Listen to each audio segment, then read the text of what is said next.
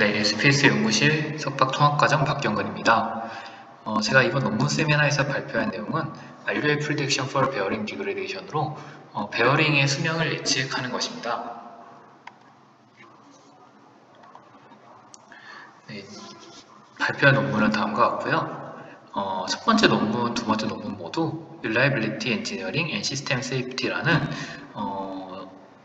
IF8 정도 되는 저널에 실린 논문들입니다. 둘 다 베어링의 RUL에 대해서 예측하는 논문이고요. 첫 번째 논문은 적대학습을 이용을 했는데 도메인 어댑테이션을 발전시킨 방법론을 제시하고 있습니다. 두 번째 논문은 스테이트 체인지를 어떠한 스무딩 기법을 통해서 획득한 디그레데이션 트렌드를 통해 FPT를 디텍션하고 그리고 RUL을 예측하는 내용을 담고 있습니다. 첫 번째 논문부터 소개를 시작하겠습니다. 먼저 첫 번째 논문의 제목은 Adversarial Transfer Network with Supervised Metric for Remaining Useful Life Prediction of Rolling Bearing Under Multiple Working Condition입니다. 제목이 되게 긴데 이 논문에서 다루고 있는 핵심 내용은 도메인 어댑테이션입니다. 도메인 어댑테이션이란 도메인 인베리언트 피처를 추출하는 것인데요. 소스 도메인에서 이제 도메인 인베리언트 피처를 뽑고 타겟 도메인에 대해서 그 피처를 이용해서 RUL을 예측하자라는 그런 분야이고요. 자세하게 학습 내용으로는 소스와 타겟 도메인 간 디스트리뷰션 디스크리펜시를 줄이게 됩니다. 이 오른쪽 그림에서 보시면 소스 도메인이 이제 그 데이터의 피처를 이제 가지고 있는 라벨된 도메인이고요. 타겟 도메인은 라벨이 되어 있지 않습니다. 그리고 그 내용들을 보시면은 비슷한 피처들을 가지고 있지만 그 안에서의 분포가 다르게 됩니다. 따라서 이것을 도메인 어댑테이션은 소스와 타겟 도메인 간 디스트리뷰션 디스크리펜시를 줄이게 되는 걸 이런 식으로 학습을 하고요. 이것을 얼라인 한다고 많이들 이야기합니다. 그래서 예시를 보시면은 작동 환경 1은 RPM이 1500인데 그 베어링에서의 리프레젠테이션을 소스 도메인으로 해서 학습을 시키고 작동 환경 2번에 RPM 3000 베어링에서의 RUL을 예측하게 되는 것입니다. 근데 이 도메인 어댑테이션으로 많은 연구들이 있었지만 좋은 성능을 이제 RUL 예측에서는 좋은 성능을 보이지는 못했는데 그 이유가 타겟 데이터를 소스 도메인에 이제 얼라인을 할 때 로컬 시멘틱을 고려하지 않았습니다. 그래서 뮤추얼 인포메이션이 제거된다는 단점이 있는데요. 이게 좀 잘 와닿지 않는데 이 예시에서 보시면은 이 동그라미들이 타겟 도메인에서는 오른쪽 위에 분포를 하고 있습니다. 그리고 동그라미 간의 위치들 간이 이렇게 잘 구성이 되어 있는데 반해 타겟 도메인으로 얼라인하게 되면서 소스 도메인과 타겟 도메인을 얼라인하게 되면서 동그라미 위치가 변형이 되었고 또한 동그라미 간의 분포가 다르게 변형이 됐습니다. 이러한 레귤레이션에 대한 리프레젠테이션을 여기서는 포함하지 않을 가능성이 많습니다. 원래 도메인 어댑테이션이라는 것은 이미지에서 어떤 비행기, 자동차, 이런 그런 도메인들, 그리고 동물 도메인들, 개, 고양이, 이런 분류, 이제 그런 시퀀스에서 서로 트랜스퍼를 하는 과정에서 새로운 도메인을 봤을 때 분류를 할 수 있는 능력을 도메인 어댑테이션을 통해서 획득하겠다라는 것이기 때문에 피처들의 관계가 그렇게 크게 중요하지 않았습니다. 하지만 시계열에서 RUL을 예측하는 경우에는 저희가 획득할 수 있는 피처가 시계열 데이터이기 때문에 시간순으로 이루어져 있습니다. 그렇기 때문에 이렇게 재정렬되는 과정에서 시간순에 대한 정보가 콜랩스가 될 수가 있다는 것입니다.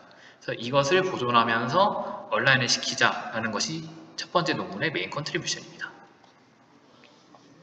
그래서 여기서 제안하는 방법론의 이름은 Metric Adversarial Domain Adaptation Approach인데요. 기존의 Adversarial Domain Adaptation의 이제 메트릭이라는 새로운 것을 정의해서 그 SPC 모듈, Supervised Positive Contrastive 모듈을 붙인 것이라고 생각하시면 되는데요. 아까 말씀드렸다시피 도메인을 정렬하면서 타겟 도메인의 피처 구조를 보존한다라는 게 메인 컨트리뷰션이고, 그리고 두 번째로 이제 피처 익스트랙터인데 이제 듀얼 셀프 어텐션 모드를 포함하는 피처 익스트랙터로 도메인 이벤트 피처를 멀티 스케일 시멘틱으로 이제 추출하고 학습할 수 있게 합니다. 그리고 MADA를 통해서 멀티플 컨디션에서 소타 알류의 일정 성능 정확도를 달성하였다고 합니다. 본 모델의 오비뷰는 다음과 같고요. 처음으로 신호 획득 및 전처리란, 그리고 두 번째로 피처 익스트랙터가 있고, 그 다음에 전체적인 마다 MADA 모델링, 그리고 RUL 예측 단계, 이렇게 이루어져 있습니다. 그래서 소스 데이터와 타겟 데이터, 테스트 데이터, 이렇게 세 가지로 나눠질 수 있는데요. 소스 데이터는 일단 첫 번째로 라벨에 되어 있는 학습 데이터입니다. 그리고 타겟 데이터도 학습이 이루어지는데 타겟 데이터는 라벨이 되어 있지 않고, 또 테스트 데이터는 그 타겟 데이터와 같은 도메인에서 나온 데이터입니다. 즉 이미지로 따지자면 개, 고양이와 같은 도메인에서 데이터가 획득되었다고 생각하시면 될 것 같습니다. 그렇다면 먼저 신호 전처리단부터 설명해 드리겠습니다. 베어링 진동 데이터 분석을 위해서 Continuous Wavelet Transform CWT를 사용을 했습니다. 그리고 CW 변환 값을 CWT 값을 Time Frequency Representation 이미지로 변환을 했는데요. 여기 오른쪽 그림에서 보시면 이 부분이 원본시계로 데이터고요. 그 다음에 B가 이제 CWT, D도 CWT인데 이제 B와 D의 차이점은 B는 정상 상태일 때 이 시계열 데이터의 앞단에서 추출한 CWT입니다. 그리고 이 베어링 데이터에서 디그레데이션이 거의 끝날 부분, 즉 수명이 거의 끝날 부분에서의 CWT는 다음과 같이 도시가 됩니다.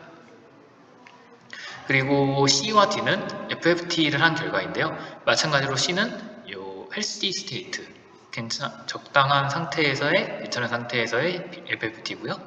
요 D의 부분에서 추출한 FFT란 값이 2가 되겠습니다. 그리고 F와 G는 이제 타임 그리고 프리퀀시 두 달을 나타낼 수 있는 타임 프리퀀시 리프레젠테이션 이미지인데요. 여기서 보시면은 X축이 0에서 1로 시간이 이제 노멀라이즈 되어 있고요. Y축이 프리퀀시로 이루어져 있습니다. 그래서 요거가 마찬가지로 정상 상태일 때의 TFR 이미지, 그리고 여기가 이상 상태일 때의 TFR 이미지라고 보시면 될 것 같습니다. 그래서 이렇게 피처가 추출이 되면은 인풋 이미지가 전처리가 되면은 이제 피처 익스트랙터에 입력이 됩니다. 피처 익스트랙터는 이제 그 시계열의 정보를 잘 보존해야 되는데 기존의 컨블루전 기반 모델은 정보의 인코딩을 할 때 로컬 피처에만 과도하게 어텐드하게 됩니다. 따라서 디그레데이션 트렌드는 글로벌 정보의 어텐드가 필요하기 때문에 컨텍스추얼 시멘틱을 획득하기 위해서 TCN 구조를 사용을 했습니다. 템포럴 컨볼루전 네트워크인데 제가 자세한 설명은 드리지 않지만 다일레이티드 컨볼루전이라는 특수한 이 알고리즘을 이용해서 시계열의 그 시간적 그 순서를 보존하면서 정보를 축소하게 됩니다. 그래서 TCN 레이어를 한번 거치고 듀얼 어텐션 모듈, 듀얼 셀프 어텐션 모듈입니다. 이게 멀티 헤드 어텐션인데 헤드를 두 개 쓴 것과 같은 것으로 제가 지금 생각을 하고 있습니다. 그래서 그것과 그 레이어를 한번 거친 뒤 다시 한번 템포럴 컨버전 네트워크를 한 번 더 거치고 마지막으로 또 한번 듀얼 셀프 어텐션 모듈을 통해서 피처를 추출하게 됩니다. 이를 통해서 디그레데이션 정보를 보존하면서 성공적으로 차원을 축소할 수 있다고 합니다. 그 매트릭 어드버설 도메인 어댑테이션 구조는 다음과 같이 이루어져 있는데요. 위가 소스 부분입니다. 소스 피처 익스트랙터가 아까처럼 이제 처음에 RUL을 통해서 학습이 되면은 요 학습된 피처 익스트랙터에 이제 소스 히든 벡터가 생성이 됩니다. 이것과 이제 소스 피처 익스트랙터를 웨이트 트랜스퍼하여서 타겟 피처 익스트랙터에 넣어놓고 타겟 샘플, 즉 라벨이 되어 있지 않은 타겟 샘플을 집어넣게 되면은 타겟티드 피처 벡터가 나오게 되고 이 두 개를 비교하는 디스크리미네이터를 통해서 로스를 계산하게 됩니다. 근데 이게 이제 그 적대 학습으로 이 디스크리미네이터의 로스는 최대화하면서 또 웨이트 피처 익스트랙터의 로스는 최소화하는 이런 적대 학습을 진행하게 되는데 이 본 논문에서는 이 적대학습말을 사용한 것이 아닌 그 어떤 란다 값, 파라미터 값으로 이제 웨이트를 줘서 슈퍼바이즈드 포지티브 컨트라스티브라는 새로운 모듈을 여기 SPC 모듈을 제안을 했고, 이 모듈에서 나오는 로스 값을 통해서 그 타겟 피처 익스트랙터를 최적화를 하는데 이제 로스식을 또 제공을 합니다. 이렇게 해서 도메인 인비런트 피처를 학습하는 과정에서 타겟 피처 구조를 보존한다고 합니다. 그래서 이 SPC 모듈의 구체적인 이제 구조를 말씀드리자면, 저도 이게 완벽하게 이해한 것은 아니지만, XT, 즉 원본 시계열이 이게 F세타2가 F세타1과 비슷한 구조라고는 하지만 이게 차원이 다르기 때문에, 인풋 차원이 다르기 때문에 구조가 구체적으로는 다를 것이라 생각이 됩니다. 어쨌든 이 논문에서 언급한 내용은 이 F세타1과 세타2는 랜덤 마스크를 해주는 그런 함수라고 합니다.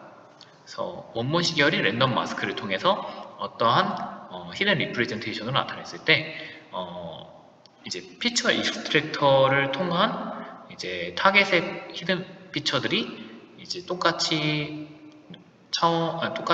그 마스크를 통해서 나온 이 결과값들과 코사인 시밀러리티를 비교를 하게 됩니다. 그래서 이 코사인 시밀러리티가 최대가 되는, 즉 이것과 이것이 비슷해지게 되게 학습을 하게 되면은, 그러면은 피처 공간상에서 구조가 보존이 된다고 이 논문에서는 말을 하고 있습니다. 그래서 학습 알고리즘은 생각보다 되게 간단한데요. 먼저 소스 익스트랙터를 먼저 RUL을 통해서 학습을 하고요. 그 다음에 디스크리미네이터를 이니셜라이즈 하고, 또 그 타겟의 피처 익스트랙터를 이제 소스 피처 익스트랙터로 이니셜라이즈 하게 됩니다. 이제 트랜스퍼를 하게 되고, 그것을 이제 디스크리미네이터를 업데이트함과 한 이후에 그 다음에 아까 말씀드렸던 이 최종 로스 값을 통해서 타겟 익스트랙터를 업데이트하게 됩니다. 그래서 타겟 피처 익스트랙터를 최종적으로 얻게 됩니다. 본 논문에서 사용한 데이터셋은 두 가지고요. IEEE PHM 챌린지 2012 이것과 XJTU SY 데이터셋 두 가지를 사용했습니다. 여기서 이제 도메인 어디테이션 성능을 이제 검증하기 위해서 그 베어링 1 도메인, 그 베어링 2 도메인, 그리고 테스트 베어링으로 이제 베어링 2 도메인을 사용하게 됩니다. 이게 이제 케이스마다 그 라벨된 소스 도메인은 이제 정해져 있고요. 라벨된 소스 도메인이 이렇게 있다면은 이제 라벨되지 않게, 이게 이제 타겟 도메인인데 타겟 샘플을 얼라벨드로 넣어놓고 이제 테스트로 타겟 데이터와 똑같은 도메인, 즉 베어링 2에 이제 베어링 3, 베어링 3의 데이터를 집어넣게 됩니다. 그 뒤에 오는 숫자는 이제 다른 베어링의 넘버를 의미합니다. 따라서 케이스 1과 2 둘 다 이제 그 도메인 어디테이션의 성능을 비교할 수 있게 그런 테스트 셋을 여기서 제안합니다. 먼저 어블레이션 스터디로 뭐 맥본, 컴퓨레이션 1 이렇게 있지만, 제가 이제 말씀드릴 거는 ADA 그리고 MADA의 차이인데요. ADA는 이제 MADA에서 SPC 모듈이 빠진 거라고 보시면 됩니다. 이 SPC 모듈에 그 로스식을 추가함으로써 타겟 스페시픽한 정보를 보존함의 효과라고 하는데, 여기서 RMSE나 MA 스코어를 보면 많이 그 개선점이 있음을 알 수 있습니다. 퍼포먼스 매트릭스가 이제 RMSE, MA는 익숙하실 텐데 스코어 값이 좀 생소하실 것 같아서 설명을 드리자면, 먼저 ERI라는 에러 레이트를 계산합니다. 근데 최종 YI가 이제 최종 RUL H값인데, 실제 YI 햇이 이제 H값인데, YI는 실제 RUL 값이기 때문에 H값이 만약에 YI보다 작다라고 하면은 그 ERI의 이제 양수가 나오게 됩니다. 이게 이제 얼리 디텍션이죠. 실제 RUL보다 더 빨리 예측을 한 거고, 이 얼리 그 디텍션의 경우에는 더 많은 그 가중치를 주게 됩니다. 스코어예요. 그리고 이 RI가 만약에 작다라고 했을 때는 그 음수로 나오게 돼요. 양수로 나오게 되고 이제 yi가 더 크다, 즉 그 더 레이트 디텍션이다 라고 하면은 eri가 이제 음수로 나오게 되겠죠. 그래서 앞에 음수로 보정을 해주고 5의 가중치를 주게 됩니다. 그래서 얼리 디텍션을 할수록 더 스코어에는 더 높은 점수를 띠게 되고, 스코어가 높을수록 더 그 RUL 모델의 성능이 좋다라고 얘기를 합니다. 그래서 본 연구에서는 6가지의 소타 모델과 성능을 비교했고, 다 보시면은 RMS, MA, 스코어 모두 다 성능이 좋음을 알 수 있습니다. 그렇고 이제 두 번째 케이스 XJTU, SY 데이터셋에 대해서도 4가지 소타 모델과 비교 시 RMS, MA, 스코어 셋 다 좋은 성능을 보이고 있습니다. 그래서 콘클루전입니다. 본 연구는 도메인 어디테이션 단점인 타겟 도메인의 피처 구조가 무시되는 문제점을 해결했고요. 듀얼 셀프 어텐션 모듈을 통해서 모듈과 그리고 TCN 구조를 2번씩 이제 반복을 해서 피처 익스트랙터를 구성을 했고요. 그것이 이제 멀티 스케일의 템포럴 그리고 컨텍스추얼 피처를 추출한다고 합니다. 그리고 MADA는 기존의 ADA에서 SPC 모듈, 슈퍼바이즈드 포지티브 컨트라스티브 모듈을 추가하였고, 원본 데이터와 피처 익스트랙터의 아웃풋 간에 같은 랜덤 마스크를 씌웠고, 그 둘의 이소도가 높아지는 방향으로 학습을 했습니다. 따라서 피처 구조를 보존할 수 있었다고 합니다. 네, 두 번째 논문으로 넘어가겠습니다. 두 번째 논문은 Predictive Sliding Local Outlier Correction Method with Additive State Change Rate Determining for Bearing Remaining Useful Life Estimation 이라는 논문입니다. 기존의 이제 RUL Estimation 연구에서는 이제 모델 기반 방법론이 주로 하는 이제 스텝인데요. 첫 번째로 시계열 원본 데이터가 진동 데이터로 이렇게 수집이 되면은 여기서 어떤 특정한 피처값을 뽑습니다. 제가 이제 예시로 든 것은 RMS고요. RMS를 통해서 이렇게 어느 시점 이상에서 이제 디그레이션이 시작된다고 FPT라는 시점을 디텍션을 하게 됩니다. FPT를 디텍션 하게 되면 이 시점으로부터 이제 헬스 인덱스를 구축을 하고, 그 시점 이후로부터 이제 헬스 인덱스가 1부터 0까지 줄어든다 라고 가정을 하게 됩니다. 그리고 이것을 통해서 RUL을 라벨링하고 모델이 이것과 비슷하게 학습을 하게 되는 것이 기본적인 RUL 연구의 스텝입니다. 근데 이렇게 이제 진행을 할 때의 문제점은 그 FPT를 디텍션 하려면은 디그레이션 트렌드가 되게 실제 디그레이션을 나타낼 수 있다라고 얘기를 해야 되는데, 실제 데이터는 몇몇 피처들만 이제 디그레이션 트렌드를 나타내는 데 반영을 하기 때문에 이것들이 노이즈가 껴있는 상태에서는 실제로 디그레이션이 이루어진 건지, 아니면 외부의 노이즈 때문에 그런 피처가 잠깐 플럭추에이션이 있는지를 판별하기 되게 어렵습니다. 그런 상태에서 3시그마와 같이 주관적으로 스레시홀드를 설정하게 되면은 노이즈에 반응해서 FPT를 디텍션 할 수 있는 그런 위험성이 매우 커집니다. 왜냐하면 FPT를 잘못 설정이 되면 되는 문제는 FPT 이전의 해시 스테이지, 그 다음에 그 이후부터 이제 래피드 디그레이션 스테이지로 이제 리니어 리그레이션을 예측을 하게 되는데요. 만약에 abnormal fluctuation에 의해서 이러한 중간 지점에서 FPT를 디텍션 하였다면 이 시점부터 이제 디그레이션을 예측을 시작하게 되고, 그렇기 때문에 여기 2500 이후에부터 시작되는 디그레이션의 수명 예측을 하는 것이 아닌 이 1300, 1400 이 지점부터 디그레이션을 예측하기 때문에, 그렇게 하면 전체 수명이 3000 가까이 나와야 되지만, 예측이 되어야 되지만 실제로는 뭐 2000도 안 돼서 수명이 끝나버리는 그런 이제 예측을 하게 될 거기 때문에 이 FPT를 디텍션 한다는 것이 매우 중요합니다. 그래서 본 연구에서는 이제 컨트리뷰션으로 이러한 어노말리들을 PSLOC, Predictive Sliding Local Outlier Correction 방법론을 통해서 아노말리 플럭추에이션을 탐지하고 그것을 제거합니다. 해당 포인트는 정상 디그레이션 트렌드에 맞춰서 리플레이스를 합니다. 그리고 Adaptive State Change Rate, SCR 방법을 통해서 FPT를 정확하게 판별한다고 합니다. 그리고 윈도우 안에서 스테이트의 변화를 기울기 기반으로 판별합니다. 그리고 Simulated Annealing 알고리즘을 통해 Exponential Prediction을 통한 RUL 예측 성능을 높입니다. 이것은 Adaptive Global Optimization Search를 연속적으로 진행하는 것이라고 합니다. 그래서 모델의 전체적인 구조는 다음과 같고요. 첫 번째로 스텝 1으로는 PS LOC를 통해서 Abnormal Fluctuation을 탐지합니다. 그리고 두 번째로는 SCR을 통해서 FPT를 탐지합니다. 그리고 세 번째에서는 이 FPT를 통해서 리니어 레귤레이션을 예측하고 그 모델의 파라미터를 지속적으로 업데이트를 합니다. 그리고 마지막으로 새로운 데이터가 들어왔을 때 RUL을 예측합니다.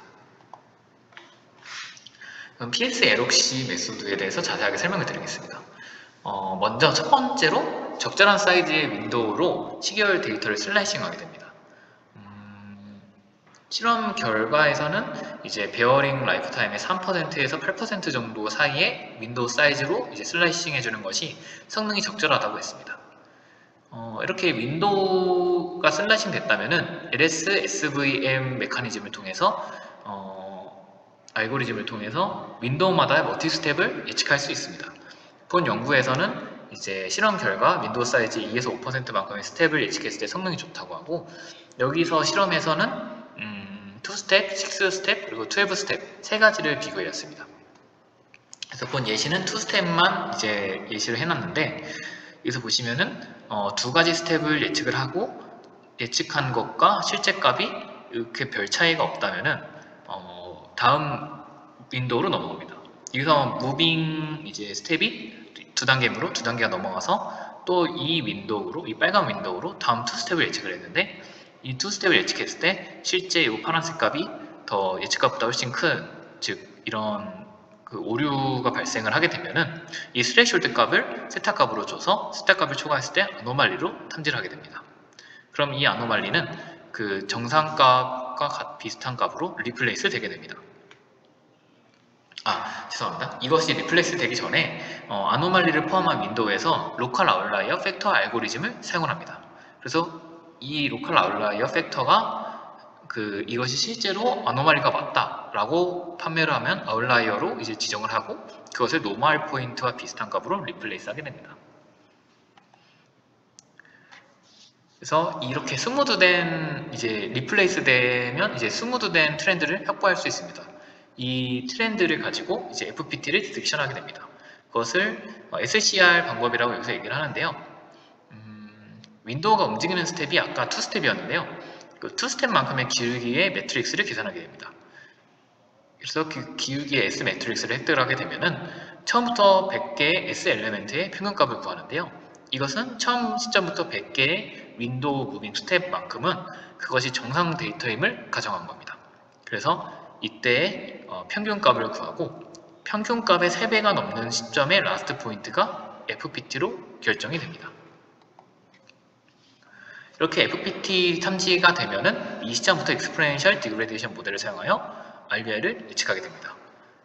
익스포넨셜 디그레데이션 모델은 이렇게 많은 파라미터들이 사용이 되는데, 기존의 익스포넨셜 디그레데이션 모델은 이 파라미터들이 지속 한번 이제 결정이 되면은 계속 예측을 하는데 사용이 됐습니다. 근데 이러한 이제 파라미터들은 실제로 디그레데이션은 저희가 임의적으로 이제 해시 스테이트와 래피들리 디그레데이션 스테이지로 나왔지만, 래피들리 디그레데이션 스테이지에서도 그 디그레데이션 패턴이 매우 다양합니다. 그렇기 때문에 여기에서는 이 본 논문에서는 SA 알고리즘을 사용하는데 이제 이 파라미터들을 지속적으로 업데이트한다고 합니다. 그래서 여기서 보시면은 처음에 이니셜라이즈드는 이제 기존의 다른 이제 데이터셋으로 모델을 이니셜라이즈 하고요. 그리고 그 파라미터를 5개의 윈도우 사이즈만큼 움직일 때마다 파라미터를 업데이트하게 됩니다. 그래서 파이널 페일러가 나올 때까지 지속적으로 그 익스포넨셜 디그레이션 모델은 파라미터가 윈도우 5개마다 업데이트하면서 예측을 진행하게 됩니다. 그래서 실제 이제 PHM 챌린지 2012 데이터에 대해서 실험을 진행한 그런 결과이고요. 다음과 같이 1300 시점 부근에서 이렇게 뛰는 데이터가 있었는데, 그 어노말리로 이것을 잘 잡고 그다음에 평탄화했다 라고 합니다. PSLF 방법이 잘 이걸 디텍션하고 그 정상 상태 데이터를 리플레이스 했다고 합니다. 그리고 FPT 디텍션은 이런 스무드된 데이터를 통해서 진행을 했는데요. 여기 보시면은 12000 부분에서 팍 뛰는 부분 때문에 디텍션을 했다면은 이 오른쪽을 보시면은 이 스무드된 이런 그 PSLOF를 통해서 제거된 스무드된 그런 그래프로 SCR로 이제 FPT를 디텍션했기 때문에 훨씬 더 기존 방법 대비 정확한 디그레디션 트렌드를 반영한 헬스 인덱스를 통해서 FPT를 결정했다고 합니다. 그리고 이 밑에 베어링 1345에 대한 결과값을 다른 방법들과 비교를 했는데요. 사실 이거는 좀 저도 이 논문을 리뷰하면서 좀 많이 의문이 들었던 점인데 일단 그 리니어 리그레이션 모델을 초기화하기 위해서는 파라미터들을 설정을 해야 되기 때문에 이니셜라이즈 할 때 이제 베어링 1의 6, 베어링 1의 7의 데이터로 이제 파라미터를 이니셜라이즈 했다고 합니다. 네, 이거는 이제 괜찮은데 베어링 1의 2는 이 논문의 밸리데이션 검증 과정에서 익스페리먼트 과정에서 빠지게 되었습니다. 그 이유가 자기네들이 이제 본 연구에서는 그 정상 데이터라고 보이지 않기 때문에 실험 검증에서 제외했다라는 언급을 하였습니다. 이 부분이 이제 베어링 1의 2가 엄청 많은 노이즈를 처음부터 포함을 하고 있거든요. 그래서 제 생각에는 여기 FPT 디텍션 방법에서 처음 시점으로부터 100개의 S 엘리멘트, 즉 무빙 스텝이 100번이 있을 때만큼의 데이터가 이제 정상이어야지 FPT를 잘 디텍션 할 수 있는데, 근데 베어링 2 같은 경우에는 시작 시점부터 엄청난 그런 노이즈들이 있기 때문에 이런 본문의 그 가정과는 잘 맞지 않아서 이 논문에서는 이것을 제외했다고 생각을 합니다. 네, 그래서 이렇게 실험이 진행이 되었고, RUL 예측이 이제 4개 베어링에 대해서 진행이 됐고, 여기서 보시면은 이렇게 예측 성능이 많이 떨어지는 포인트들이 있는데, 이 포인트들은 이제 그 실제 데이터의 디그레데이션이 갑작스럽게 큰 시점이기 때문에 예측을 잘 못하는 것이 맞다라고 얘기를 하였습니다. 여기서 사용된 매트릭은 CRA라는 것인데 정확한 설명은 나와 있지 않지만 Relative Accuracy라고 1에 가까울수록 좋은 성능을 보인다고 얘기를 합니다. 그래서 여기 4가지 모델들과 비교를 하였고요. 프로포즈드 메서드가 더 좋은 성능을 보이고 있습니다. 그래서 본 논문을 요약하자면 기존 피처로 이제 디그레데이션 트렌드를 설정을 했을 때 실제 디그레데이션을 정확하게 리프레젠트 하지 못하는 단점을 그 어노말리를 제거하는 PSLOF 방법으로 단점을 해결했다고 합니다. 근데 이 PSLOF 방법을 통해서 어노말리를 제거하고 디그레데이션 트렌드를 과한 스무드 없이 효과적으로 표현할 수 있었다라고 얘기를 하고요. 그리고 이것을 이제 이 스무드된 트렌드를 통해서 SCR 방법을 적용을 한다면은 FPT를 효과적으로 판지할 수 있었다고 합니다. 또 익스포넨셜 디그레이션 모델의 파라미터를 지속적으로 업데이트함으로써 더 좋은 RUL 예측 성능을 보였다고 합니다. 그래서 이 2가지 논문을 비교해 보았을 때 첫 번째 논문은 PHM 2012 그리고 XJTU SY 2가지 데이터셋을 사용했고 도메인 얼비테이션을 통해서 다른 컨디션 조건의 데이터셋으로 검증했다는 장점을 보였습니다. 또 소타 모델을 여러 개 비교 실험했다는 것도 이 논문의 공신력을 좀 높여주는 그런 실험이었다고 생각을 하고요. 또 2가지 데이터셋을 실험을 했기 때문에 이 논문의 좀 완결성이 더 높아지지 않았나 생각을 합니다. 하지만 단점으로는 일단 너무 많은 모듈을 사용했습니다. 실제 학습 시에 수렴이 로스 값이 발산이 될 것 같은데 이게 잘 수렴이 된다는 것이 좀 의문이 들었고요. 2번째로는 FPT를 정의하지 않고 RUL 라벨을 그냥 단순히 처음 시작 시점부터 끝 시점까지 일직선으로 RUL 라벨을 하였기 때문에 이 부분에 FPT를 정의하고 RUL 라벨을 이제 만들게 된다면 훨씬 더 디그레데이션을 더 잘 반영하는 모델을 만들 수 있지 않을까라는 생각이 듭니다. 그리고 도메인 어댑테이션이 메인 컨트리뷰션이 논문인데 그 PHM 2012 그리고 XJTU SY 데이터셋을 크로스하여서 밸리데이션 하지는 않았습니다. 이 부분은 다른 논문에서 제가 도메인 어댑테이션은 다른 논문에서 이제 그 실험을 진행한 것으로 봤었는데 이렇게 데이터셋을 크로스하지 않은 것은 도메인 어댑테이션이 메인 컨트리뷰션인 논문에서 좀 검증이 부족하지 않았나 라는 생각을 하게 되었습니다.